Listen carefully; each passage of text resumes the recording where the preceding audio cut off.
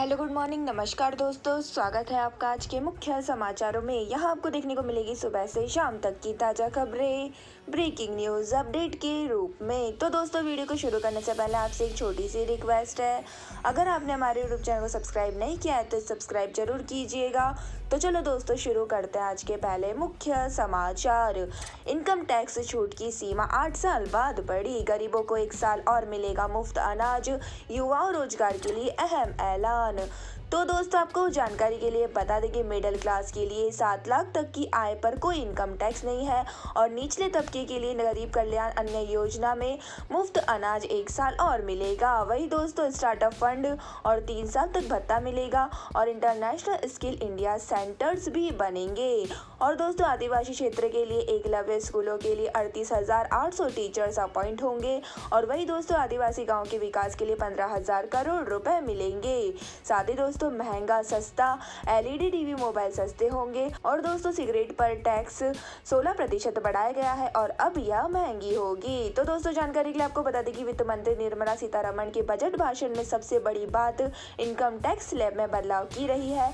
और दोस्तों, उन्होंने 8 साल बाद स्लैब बदला और 7 लाख की आमदनी पर टैक्स छूट देने की घोषणा की है। तो दोस्तों, सीतारमण का ये 5वां और देश का 75वां बजट था और उन्होंने इस बार पहले की तुलना में कम समय लिया और इस बार का भाषण महज 1 घंटे 27 मिनट का था। तो दोस्तों, इस साल 9 राज्यों में और अगले साल देश का चुनाव है और इसका असर बजट भाषण में दिखा। और सीतारमण ने कहा कि जब पूरी दुनिया कोरोना और युद्ध के चलते मंदी की राह पर है, तब भारत की ग्रोथ बाकी देशों के मुकाबले मजबूत है। इसी के साथ दोस्तों, चलते हैं आज के अगले मुख्य समाचार की ओर। पीएम मोदी ने बजट को उम्मीदों का बजट बताया, कहा गरीब और किसान वर्ग को फायदा मिलेगा, मध्यम वर्ग के लिए टैक्स पर बड़ी राहत मिली। तो दोस्तों, वित्त मंत्री निर्मला सीतारमण के बजट को पीएम नरेंद्र मोदी ने उम्मीदों का बजट बताया है। और दोस्तों, उन्होंने कहा कि यह गरीब, किसान और मध्यम वर्ग सभी की उम्मीदों को पूरा करने वाला है। वही दोस्तों, परंपरागत रूप से अपने हाथ से औजारों और टूल से कड़ी मेहनत कर कुछ ना कुछ सृजन करने वाले करोड़ों विश्वकर्मा इस देश के निर्माता है। तो दोस्तों, उन्होंने कहा कि लोहार, सुनार, मूर्तिकार, बहुत लंबी लिस्ट है। इन सभी की मेहनत से देश इस बजट में पहली बार अनेक प्रोत्साहन योजनाएं लेकर आया है और ऐसे लोगों के लिए ट्रेनिंग, टेक्नोलॉजी, स्पोर्ट की व्यवस्था की गई है। वही दोस्तों, गांव में रहने वाली महिलाओं के जीवन को आसान बनाने के लिए बीते सालों में सरकार ने अनेक कदम उठाए हैं और जल जीवन, पीएम आवास योजना हो, ऐसे अनेक कदम है। वही दोस्तों, महिला सेल्फ हेल्थ ग्रुप सामर्थ्यवान भी क्षेत्र है। तो दोस्तों, जानकारी के लिए आपको बता दें कि प्रधानमंत्री मोदी ने बजट आने से पहले मंगलवार को कहा था कि कल केंद्रीय बजट पेश करने वाली वित्त मंत्री भी एक महिला है और हमारे बजट पर सिर्फ भारत ही नहीं पूरी दुनिया की नजर है।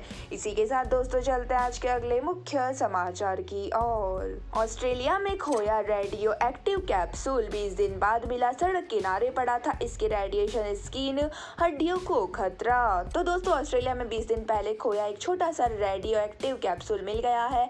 तो दोस्तों, इसके ज्यादा करीब जाने से स्किन जलने और कई गंभीर बीमारियों का खतरा था। तो दोस्तों, एक्सपर्ट्स के मुताबिक इसमें मौजूद सेसियम केमिकल इंसान की हड्डियों में जाकर गंभीर समस्याएं पैदा कर सकता है।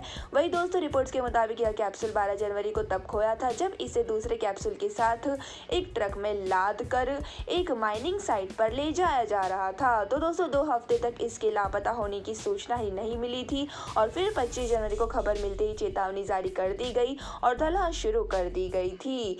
तो दोस्तों, ऑस्ट्रेलिया की रेडिएशन प्रोटेक्शन और न्यूक्लियर सेफ्टी एजेंसी ने बताया है कि एक हफ्ते में पर्थ और पीलबारा के बीच 1400 किलोमीटर के इलाके में कैप्सूल की खोज की गई और इस इलाके से होते हुए ट्रक गुजरा था और यह इलाका ऑस्ट्रेलिया के पश्चिमी हिस्से में पड़ता है। वही दोस्तों, कैप्सूल को ढूंढने के लिए कई न्यूक्लियर एक्सपर्ट को भी भेजा गया था और जिस ट्रक से कैप्सूल गिरा था वो रियो टिंटो नाम की एक माइनिंग कंपनी का था। तो दोस्तों, कंपनी ने इस मामले को लेकर माफी मांगी है। वही वेस्टर्न ऑस्ट्रेलिया के चीफ हेल्थ ऑफिसर ने बताया है कि इस तरह से किसी रेडियो एक्टिव कैप्सूल का खोना कोई आम घटना नहीं है। इसी के साथ दोस्तों, चलते हैं आज के अगले मुख्य समाचार की ओर। देश दुनिया में कोरोना का खतरा, चीन के लोगों में आई हर्ड इम्यूनिटी, अमेरिका 11 मई को कोविड इमरजेंसी खत्म करेगा। तो दोस्तों चीन में कोरोना की खतरनाक लहर आने के बाद हालत धीरे धीरे सुधर रहे हैं। वही दोस्तों चीन के एक स्वास्थ्य अधिकारी का कहना है कि देश के लोगों में टेम्पररी हर्ड इम्यूनिटी आ गई है। इसका मतलब दोस्तों यहाँ की आधे से ज्यादा आबादी कोरोना से संक्रमित हो चुकी है और वायरस के साथ जीना सीख रही है। तो दोस्तों इसके पहले चीन की हेल्थ एजेंसी ने एक रिपोर्ट में कहा था कि जीरो कोविड पॉलिसी खत्म होने के बाद देश की 80% आबादी वायरस की चपेट में आ चुकी है और यहाँ दिसंबर में ही कोरोना का पीक आ गया था और जनवरी में कोरोना के मामलों में डाउनवर्ड ट्रेंड देखा गया था। तो दोस्तों जानकारी के लिए आपको बता दें कि भारत में रविवार को कोरोना के 66 नए मामले सामने आए और हेल्थ मिनिस्ट्री के आंकड़ों के मुताबिक देश में अभी 1755 एक्टिव केस है और महामारी की शुरुआत से अब तक देश में 5.3 लाख से ज्यादा लोगों की मौत हो चुकी है। साथ ही दोस्तों 4 करोड़ से ज्यादा लोग कोरोना वायरस से संक्रमित भी हो चुके हैं। इसी के साथ दोस्तों चलते हैं आज के अगले मुख्य समाचार की ओर। फिल्म स्क्रीनिंग में पहुंचे शाहरुख खान के बेटे आर्यन, पैपराजी को किया इग्नोर, यूजर्स बोले इतना एटीट्यूड क्यों है। तो दोस्तों शाहरुख खान के लाडले बेटे आर्यन खान किसी न किसी वजह से चर्चाओं में आ ही जाते हैं और दोस्तों वह इंडस्ट्री में कदम रखने से पहले ही सोशल मीडिया स्टार बन चुके हैं। और दोस्तों अब हाल ही में आर्यन अनुराग कश्यप की फिल्म ऑलमोस्ट प्यार विद डीजे मोहब्बत की स्क्रीनिंग को अटेंड करने पहुंचे थे और दोस्तों इसी दौरान का एक वीडियो उनका सामने आया है। तो दोस्तों इस वीडियो में आर्यन कैजुअल लुक में नजर आ रहे हैं और फिल्म की स्क्रीनिंग के मौके पर जहां सभी सितारों ने पैपराजी के लिए जमकर पोज दिए तो वहीं आर्यन ने पैपराजी को इग्नोर करते हुए दिखाई दिए। तो दोस्तों आर्यन का यह बिहेवियर फैंस को बिल्कुल पसंद नहीं आया और अब सोशल मीडिया पर यूजर्स आर्यन को ट्रोल कर रहे हैं। तो दोस्तों एक यूजर ने लिखा है कि कितना घमंडी है ये, इससे अच्छा तो इसके पिता है। वही दोस्तों दूसरे यूजर ने लिखा है भाई इसको इतना एटीट्यूड क्यों है। इसी के साथ दोस्तों चलते हैं आज के अगले मुख्य समाचार की ओर। 1000 पॉइंट बढ़ने के बाद लुढ़का बाजार, सेंसेक्स करीब 400 पॉइंट नीचे, अडानी एंटरप्राइजेस का शेयर 25% टूटा। तो दोस्तों वित्त मंत्री निर्मला सीतारमण ने बजट पेश किया है और ऐसे में बाजार की नजर सरकार की घोषणाओं पर थी। तो दोस्तों भारतीय बाजार आज ऊपर खुले और बजट भाषण के बाद सेंसेक्स में करीब 1000 अंकों की तेजी देखी गई। वही दोस्तों अब इसमें गिरावट है और सेंसेक्स 400 से ज्यादा अंक गिरकर 60,000 के नीचे कारोबार कर रहा है। वही दोस्तों निफ्टी भी 17,600 से नीचे आ गया है। तो दोस्तों बजट के दिन बीते सालों में बाजार में एक्शन की बात करें तो बीते 7 सालों में औसतन 0.9% का पॉजिटिव मूवमेंट आया है और दोस्तों 2021 में बजट के दिन बाजार में 5% की तेजी आई थी।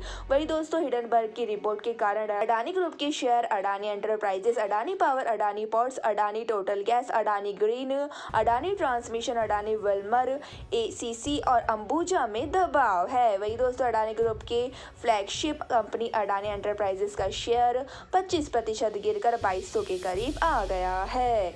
इसी के साथ दोस्तों चलते हैं आज के अगले मुख्य समाचार की ओर। मोरबी ब्रिज हादसे में ओरेवा के एमडी को जेल, मंगलवार को कोर्ट में सरेंडर किया। 30 अक्टूबर को पुल टूटने से 91 जाने गई थी। तो दोस्तों मोरबी ब्रिज हादसे में आरोपी ओरेवा ग्रुप के एमडी जयसुख पटेल ने मंगलवार को मोरबी कोर्ट में सरेंडर कर दिया है और दोस्तों कोर्ट ने उन्हें जेल भेज दिया है और इसी महीने गुजरात पुलिस ने इस केस में 1262 पन्नों की चार्जशीट दायर की थी। तो दोस्तों इसमें ब्रिज गिरने के मामले में जयसुख पटेल को मुख्य आरोपी बनाया गया था और 24 जनवरी को गुजरात के एक कोर्ट ने पटेल के खिलाफ गिरफ्तारी का वारंट जारी किया था। तो दोस्तों आपको बता दें कि मोरबी ब्रिज हादसे के मामले में गुजरात पुलिस ने 9 लोगों को गिरफ्तार किया है और इनमें ओरेवा ग्रुप के 4 कर्मचारी शामिल हैं और जयसुख पटेल का नाम एफआईआर में भी आरोपी के रूप में दर्ज किया गया है। तो दोस्तों जयसुख ने 20 जनवरी को मोरबी की सेशन कोर्ट में याचिका दायर कर अग्रिम जमानत की मांग की थी, लेकिन दोस्तों कोर्ट ने इसे खारिज कर दिया था। इसी के साथ दोस्तों चलते हैं आज के अगले मुख्य समाचार की ओर।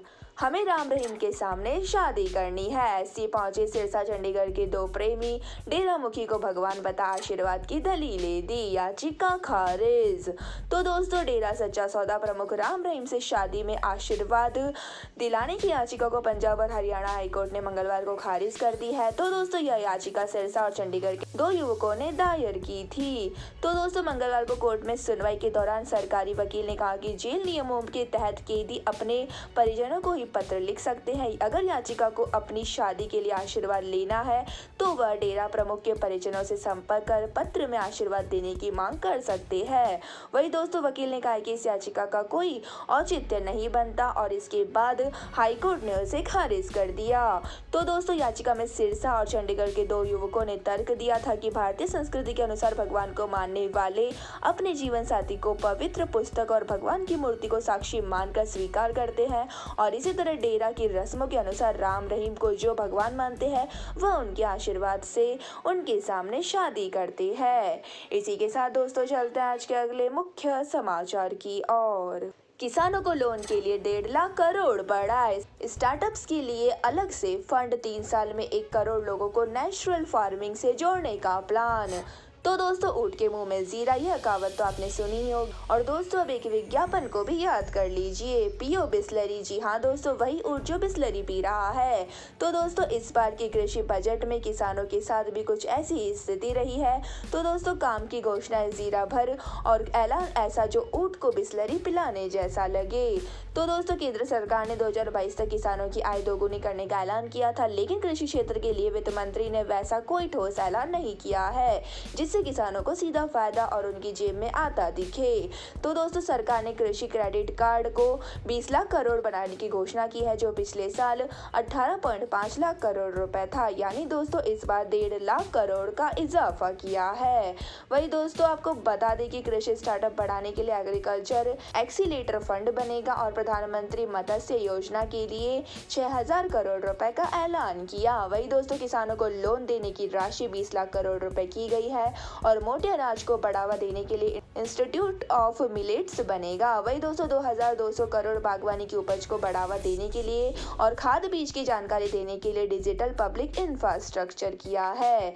तो दोस्तों आपको बता दें कि किसानों के लिए सरकार से समृद्धि प्रोग्राम चलाया जाएगा और इसके जरिए 63,000 एग्री सोसाइटी को कंप्यूटराइज्ड किया जाएगा। तो दोस्तों यह थे हमारे आज के मुख्य समाचार। इसके बाद दोस्तों बारी आती है आज के माइंड क्यूज क्वेश्चन की। तो दोस्तों आज का माइंड क्यूज क्वेश्चन आपकी स्क्रीन पर आ चुका है।